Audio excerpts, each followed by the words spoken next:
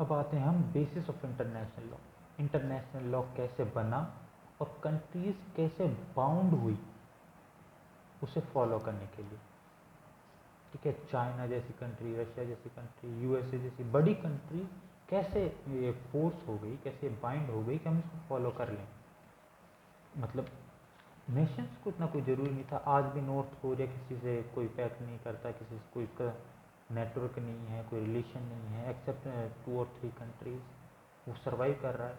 लेकिन कैसे सारे जो अभी यूनाइटेड नेशंस में 193 मेंबर्स हो गए, वो अभी बढ़ते रहते हैं टाइम टू टाइम। इतने सारे कंट्रीज कैसे एक जगह इकट्ठा हो गए, उन्होंने एक ज्वाइन कर लिया और इंटरनेशनल लॉ को फॉलो कर लिया। इस चीज़ को, ये बेसिस क्या है, इसके रीजंस क्या हैं। तो बहुत सारे जूरिस्ट ने अलग अलग व्यूज़ बताए हैं। एक जो सबसे मॉडर्न व्यू है, जो डिफाइन करता है, जो मतलब not a very in particular sense, लेकिन हम जिसे समझ सकते हैं कि ये भी रीज़न हो सकता है, उसे किसी थ्योरी में नहीं डाला गया। लेकिन एक मॉडर्न जूरिस्ट हुए हैं प्रोफेसर डायस करके, उन्होंने बताया है कि जो डर डर और स्वार्थ डर और स्वार्थ को उन्होंने इस फियर और सेल्फिशनेस को इन्होंने बताया है कि ये रीजंस हैं इंटरनेशनल लॉ को फॉलो करने के लिए। फियर और सेल्फिशनेस, हर नेशन का अपना डर है। पाकिस्तान का डर है कि इंडिया उस पर अटैक कर देगा, तो वो चाइना से रिलेशन बनाता है, वो यूएसए से रिलेशन बनाता है। किसी और नेशन को डर है कि वो किसी पर अटैक कर देगा, तो वो रिलेशंस बनाते हैं।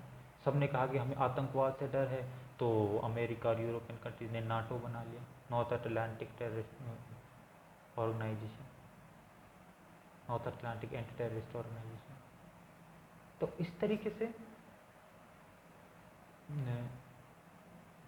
सब कंट्रीज ने आउट ऑफ फियर और आउट ऑफ सेल्फिशनेस, ट्रेड के लिए, इसके लिए वो इंटरनेशनल लॉ को फॉलो करने के लिए बाइंडिंग हुए हैं। ये एक व्यू रखा है प्रोफेसर डायस ने।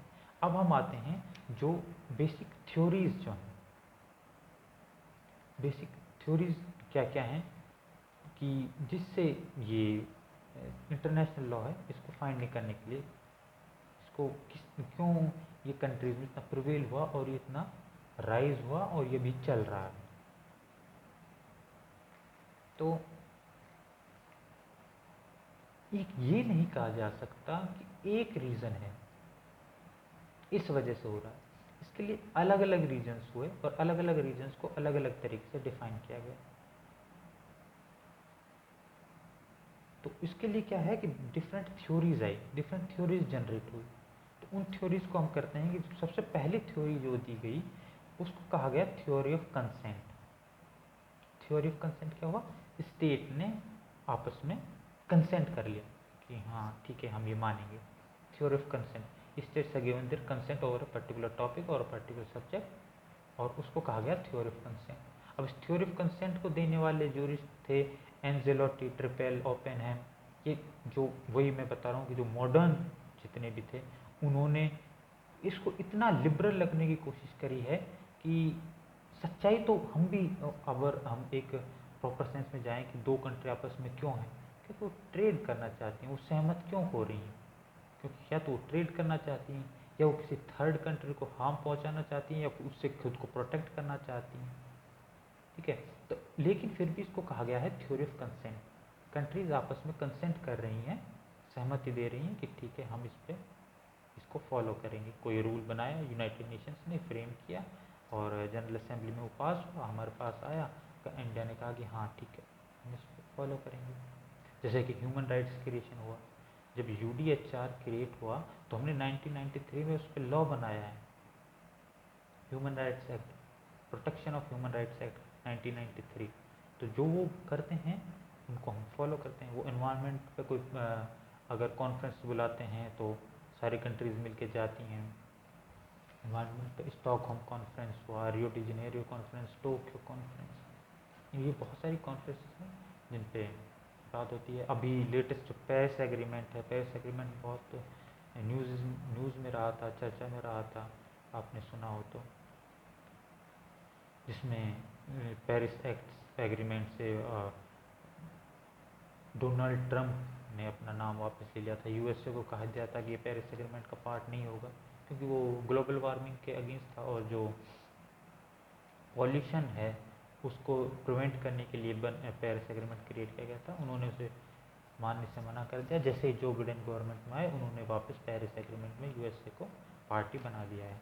तो इस तरीके से कंसेंट देना, ये कंसेंट है, थ्योरी ऑफ कंसेंट है। दूसरा है auto limitation theory. Auto limitation theory यानी कि स्टेट्स खुद ही खुद को लिमिटेड कर देती हैं।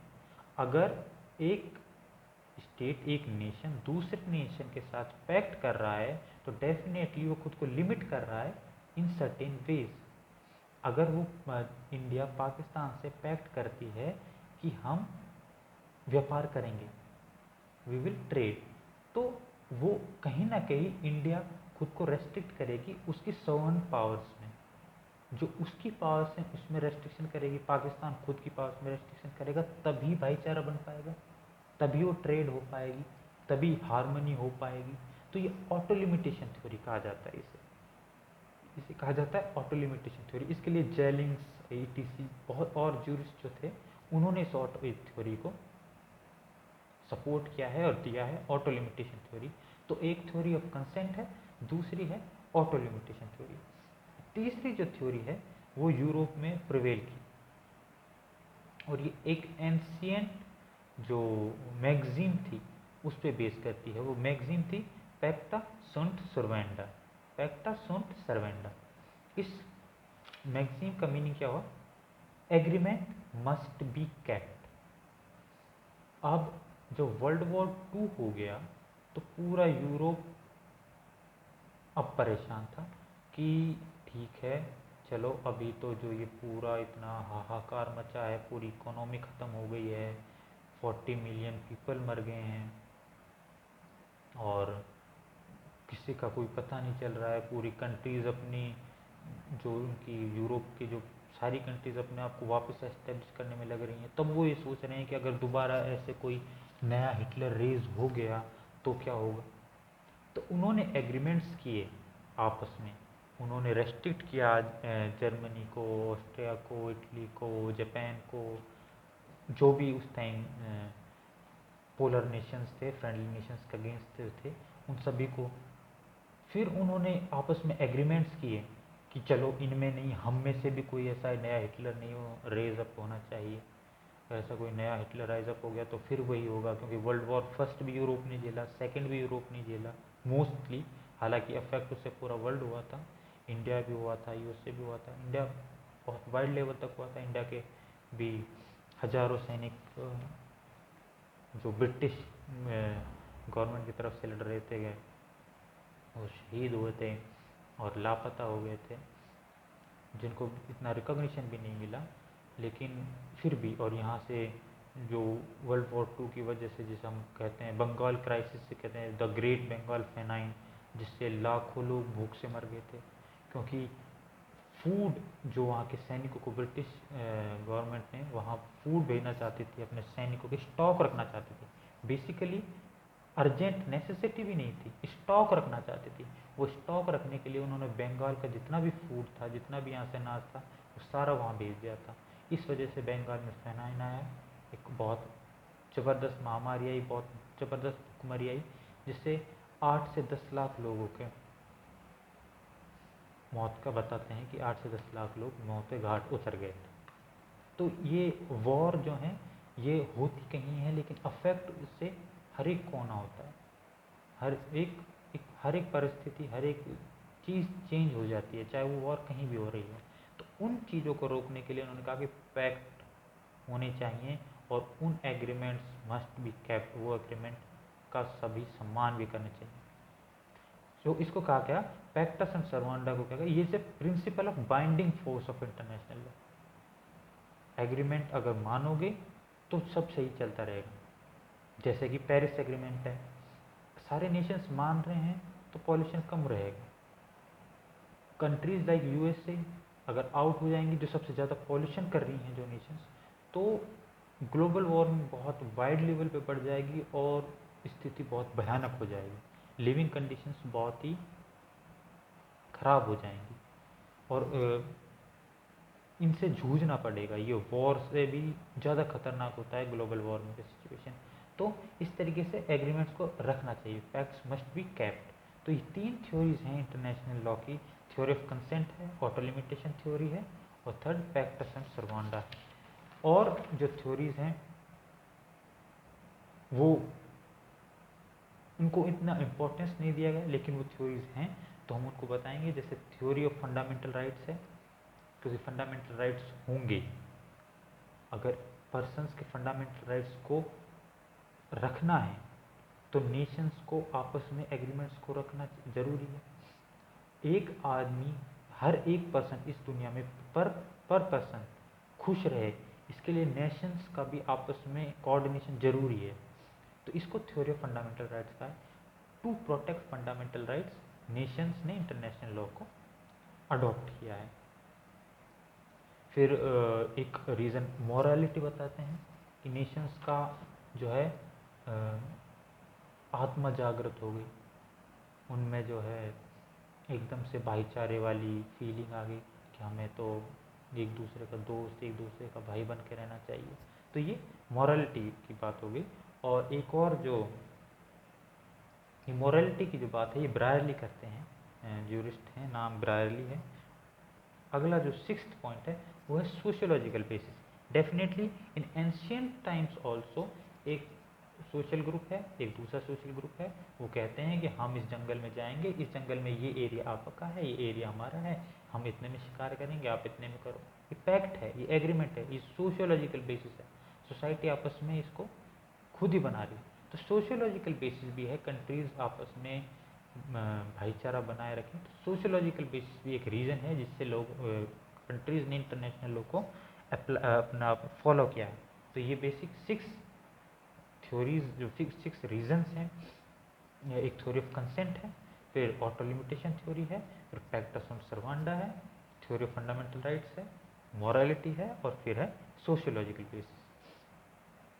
तो इन 6 चीज़ जो 6 ये थिंग्स हैं, 6 टॉपिक्स हैं, इन पे फंडामेंटली इंटरनेशनल लॉ प्रिवेल करता है और इन्हीं के बेसिस पे इंटरनेशनल लॉ को अडॉप्ट सारी नेशंस ने किया है।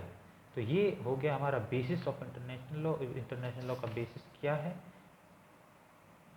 और इन्हीं के बेस पे एक बहुत इम्पोर्टेंट ज्यूरिस्ट जो हम अगर हिस्टोरिकल स्कूल पढ़ते हैं तो आते हैं sir Henry main. Sir Henry main बहुत अच्छे ज्यूरिस्ट रहे हैं, इनका इंडिया से भी कनेक्शन रहा है, लेकिन हम जो ज्यूरिस्प्रूडेंस में हिस्टोरिकल स्कूल में पढ़ते हैं सर हेनरी मेन को, उन्होंने भी यही कहा है कि ये नेचुरल स्कूल का प्रोडक्ट है international law. Public international law जो है ये नेचुरल स्कूल का प्रोडक्ट है, तभी इसमें सोसाइटी, मॉरलिटी, भाईचारे, जो नेचुरल स्कूल्स के फंक्शन थे, गॉड फेयरिंग और वो सब, तो वो उन्हीं को मिलके ही इंटरनेशनल लॉ बना है और उसी वजह से इसको सारे स्टेट्स फॉलो कर रहे हैं। तो सर हेनरी मैन की एक लाइन है कि the greatest product of natural law is public international law. तो उन्होंने तारीफ की है, जबकि वो नेचुरल स्कूल से नहीं है, वो हिस्टोरिकल स्कूल से हैं, फिर भी उन्होंने नेचुरल स्कूल की इसलिए तारीफ की है क्योंकि उससे पब्लिक इंटरनेशनल लॉ निकल के आया है। तो इस तरीके से ये इसका बेसिस है इंटरनेशनल लॉ का। 6 थ्योरीज हैं इसमें जो पढ़ने के हैं कि किस बेसिस पे क्या है, और उनके बारे में समझ लीजिए, उनके नाम से ही पता चल रहा है। पैक्टा sunt servanda सिर्फ हमको सिर्फ पैक्ट लेना है, पैक्ट से मतलब एग्रीमेंट होता है और एग्रीमेंट मस्ट बी कैप्ट। बाकी जो 6 पॉइंट्स हैं उनके नाम से ही पता चल रहा है कि वो क्या कहना चाहते हैं। आगे हम सोर्सेज क्या हैं इंटरनेशनल लॉ के वो करेंगे।